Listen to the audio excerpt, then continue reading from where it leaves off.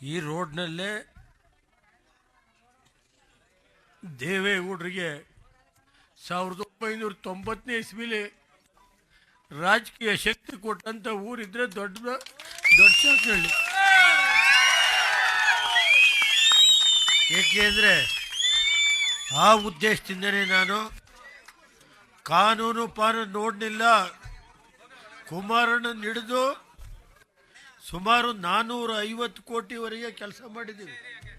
ಇದೊಂದು ಹೋಬಳಿಗೆ 450 ಕೋಟಿಗೆ ಮಿಗಿಲಾಗಿ ನಾವು ಸುಮಾರು 140 ದೇವಸ್ಥಾನಗಳಿಗೆ ಇವತ್ತು ಕೆಲಸ ಮಾಡಿ ಕುಮಾರಸ್ವಾಮಿಯಲ್ಲಿ ಮಾಜಿ ಮಂತ್ರಿಗಳಿದ್ದಾರೆ. ಯಾಕೆ ನನಗೂ ಸ್ವಲ್ಪ ನೋವಿನಿಂದ ಹೇಳ್ತಾ ಇದ್ದೀನಿ, ಈ ರಾಜ್ಯದಲ್ಲಿ ಇಂಥ ಕೆಟ್ಟ ಸರ್ಕಾರ ನಾನು ನೋಡಲಿಲ್ಲ. ಕಾಯ್ತಾ ಇದ್ದೀನಿ, ಬಡ್ಡಿ ಸಮೇತ ತೀರಿಸೋವರಿಗೆ ರಾಜಕೀಯದಲ್ಲಿ ಯಾರ್ಯಾರ ಅಧಿಕಾರಿಗಳು ಯಾವ್ಯಾವ ರೀತಿ ನಡೀತಾ ಇದೆ ಗೊತ್ತಿದೆ. ಕೆಲವು ರೋಡ್ ಬಗಸ್ತಾವ್ರೆ. 15 ವರ್ಷ 20 ವರ್ಷ ಇದ್ದರೆ ಯಾರೋ 15 ವರ್ಷ ರಂಗನಾಥಪುರ ಅಂತ ಹೇಳಿ ವಿಲೇಜ್, ನಾಚಿಕೆ ಆಗುತ್ತೆ. ಪೊಲೀಸ್ ಇಲಾಖೆ ಇದೆಯೇನ್ರಿ ಇಲ್ಲಿ ಜಿಲ್ಲೆಯಲ್ಲಿ? ಹೋಗಿ 16 ವರ್ಷದಿಂದ ರಸ್ತೆ ಇದೆ, ಜಿಲ್ಲಾ ಪಂಚಾಯತಿಲಿ ದುಡ್ಡು ಕೊಟ್ಟವ್ರೆ, ಕೆಲಸ ಮಾಡಿದ್ದಾರೆ. ಇಡೀ ಊರಿನ ಮೇಲೆ ಕಂಪ್ಲೇಂಟ್ ಕೊಡೋಕೆ ಹೋಗ್ತಾರೆ. ಯಾರೋ ಒಂದು ಮನೆಗೋಸ್ಕರ ಈ ಜಿಲ್ಲೆ ಪೊಲೀಸ್ ಇಲಾಖೆ ಇದೆಯಾ?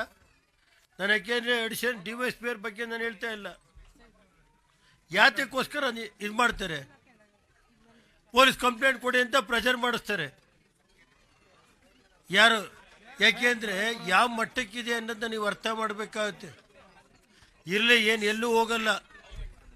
ಕೆಲವು ಅಧಿಕಾರಿಗಳು ಯಾವ ರೀತಿ ನಡ್ಕೊತಾ ಇದ್ದಾರೆ ಅಂತ ನೋಡ್ತಾ ಇದ್ದೀನಿ. ಇರೋದು ಯಾರು? ಒಂದು ಸ್ವಲ್ಪ ಬನ್ನಿ ಕಡೆ. ಈಗ ರಾಜ್ಯದಲ್ಲಿ ಕಾನೂನು ಸುವ್ಯವಸ್ಥೆ ಹೆಂಗಿದೆ ಅನ್ನೋದು ಗೊತ್ತಿದೆ ನನಗೆ. ಕೆಲವು ಬಡ್ಡಿ ಸಮೇತ ತೀರಿಸಬೇಕಾಗುತ್ತೆ. ಇನ್ನೊಂದು 1.5 ವರ್ಷ ನಮ್ಮ ಕಾರ್ಯಕರ್ತರಿಗೆ ಹೇಳೋದಿಷ್ಟೇ, ಎಷ್ಟೇ ನೋವಾದರೂ ತಡೀರಿ, ಬಡ್ಡಿ ಸಮೇತ ತೀರಿಸ್ತು ಹೋದ್ರೆ ನಾನು ರೇವಣ್ಣ ಅಂತ ಕರಿಬೇಡಿ. ಆ ಕೆಲಸ ಚಾಲೆಂಜ್ ಮಾಡಿ ತೋರಿಸ್ತೀನಿ.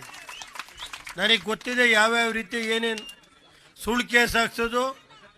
40-50 ವರ್ಷ ಜಮೀನು ಮಂಜೂರಾತಿಯಾಗಿ 40 ವರ್ಷ ಐತೆ, ವಾಸ ಅವರೇ ಅಲ್ಲಿ ಹೋಗೋದು, ಕೇಸ್ ಕೊಡಿಸೋದು, ಅವ್ರ ಮೇಲೆ FIR ಹಾಕ್ಸೋದು, ಈ ಥರ ನಡೀತಾ ಇದೆ. ನಾನು ಇನ್ನೂ ಶಾಂತ ರೀತಿಯಿಂದ ಇದ್ದೀನಿ. ಪಾಪ ಈಗ ಬಂದಿರೋ SP ಅವ್ರು ಒಳ್ಳೆಯರಿದ್ದಾರೆ, ನಮ್ಮ DYSP ಪಾಪ ಒಳ್ಳೆ ಮನುಷ್ಯರು.